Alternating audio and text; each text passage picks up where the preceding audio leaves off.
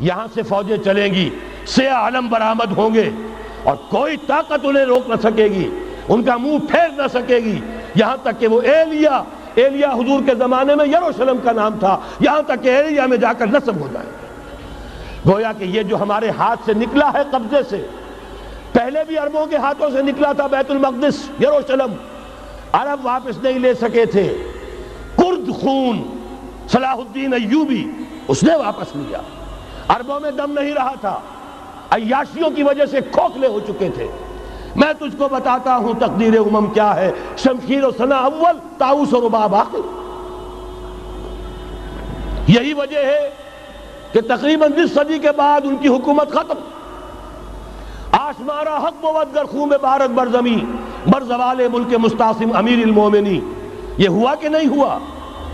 جبکہ آئے ہیں تاتاری ہورڈز، اور جنہوں نے کہ آخری خلیفہ بنو عباس اسے محل میں سے نکالا، ایک کھال کے اندر لپیٹ کر اور اپنے گھوڑوں کے سوؤں تلے کچل دیا۔ عرب معزول کر دیے گئے تھے، لیکن اب دوبارہ عربوں کو جب سہارا ملا ہے، لیکن اب بھی انہوں نے کہیں اسلام قائم نہیں کیا۔ کوئی روس کا غلام رہا، کوئی امریکہ کا غلام رہا، کسی نے اس کا ساتھ دیا، کسی نے اس کا ساتھ دیا۔ تہذیب ہے تو مغربی، تمدن ہے تو مغربی، وضع میں تم ہو نصارہ تو تمدن میں ہنود۔ یہ مسلمان ہیں جنہیں دیکھ کے شرمائے یہود۔ یہی معاملہ جب ان کا ہوا تو اب اللہ تعالیٰ کی طرف سے ان کے اوپر وہ عذاب کی بھٹی گرم ہونے والی ہے۔ لیکن اس کے بعد پھر یہاں سے جائیں گے وہ جو ان کی مدد کریں گے، اور یہ ایلیا کو واپس لینے والے یہ مشرق سے چلنے والے لشکر ہوں گے۔ یہ اسی علاقے میں جب انقلاب آ جائے گا، یہ علاقہ خراسان اور پاکستان، جب یہاں نظام خلافت قائم ہوگا، یہاں سے اسلام کی توسیع ہوگی، اور یہاں سے جانب مشرق ہند اور جانب مغرب یہ جو یہودیوں کا سیلاب آ رہا ہے، ان دونوں کا مقابلہ کرنے کے لیے انشاءاللہ العزیز، ورنہ یہ اصابتان جو ہے ایک حدیث میں جمع کرنے کی کوئی اور حکمت ہو نہیں سکتی، ورنہ تو ہندوستان پہ کئی لشکر آئے ہیں۔ لیکن یہ کہ در حقیقت اسی وقت جبکہ عالم عرب میں وہ بھٹی دہکے گی، اسی وقت یہاں انقلاب آ چکا ہوگا۔ ایک طرف یہاں سے مدد کے لیے لشکر جائیں گے کہ جو مسلمان عرب جو ہیں ان کی مدد کریں گے، حضرت مہدی کے جھنڈے تلے لڑیں گے، حضرت مہدی کی حکومت کو مستحکم کریں گے، یؤتون علی المہدی۔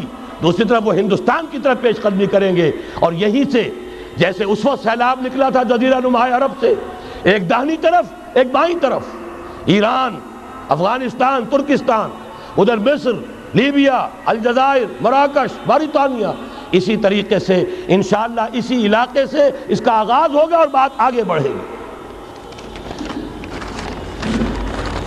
تو غرب اصل حاصل کیا ہے؟ یہ ہونا ہے، پچھلے آثار ثابت کر رہے ہیں کہ ہونا ہے، حضور کی احادیث بتا رہی ہے کہ یہی سے ہونا ہے۔ ہوا صرف یہ ہے ہم بھٹک گئے، ہمیں اپنی منزل یاد نہ رہی۔